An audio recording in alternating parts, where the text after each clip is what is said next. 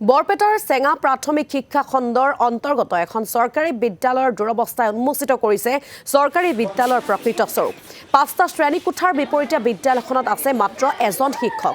প্ৰায় ৫০ গৰাকী শিক্ষাৰ্থীয়ে অধ্যয়ন কৰা বিদ্যালয়খনত এজন মাত্ৰ শিক্ষক নিয়োগ কৰাক লৈ অভিভাৱকৰ মাজত সৃষ্টি হৈছে ব্যাপক প্ৰতিক্ৰিয়া। বিষয়টো শিক্ষা বিভাগক অৱগত কৰিও সুফল লাভ কৰা নাই বিদ্যালয় পৰিচালনা সমিতিয়ে।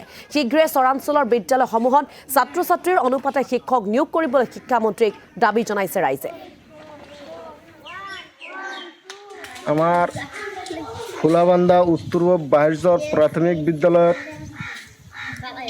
৫টা শ্ৰেণী, তাৰে মাজত এজন শিক্ষকে কি কৰিব পাৰে আপোনালোকে সবে জানে।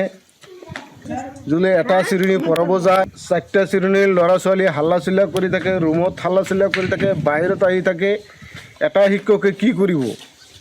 শিক্ষামন্ত্ৰীৰ ওচৰত, মুখ্যমন্ত্ৰীৰ ওচৰত বিনম্ৰভাৱে অনুৰোধ জনাইছোঁ যাতে আমাৰ এই ফুলাবান্ধা উত্তৰ পূব বাহিৰ প্ৰাথমিক বিদ্যালয়ত ৫টা শ্ৰেণীৰ ৫টা শিক্ষকতাই লাগে। বিনম্ৰভাৱে অনুৰোধ জনাইছোঁ যাতে ইয়াত শিক্ষক নিযুক্তি কৰে যেনে।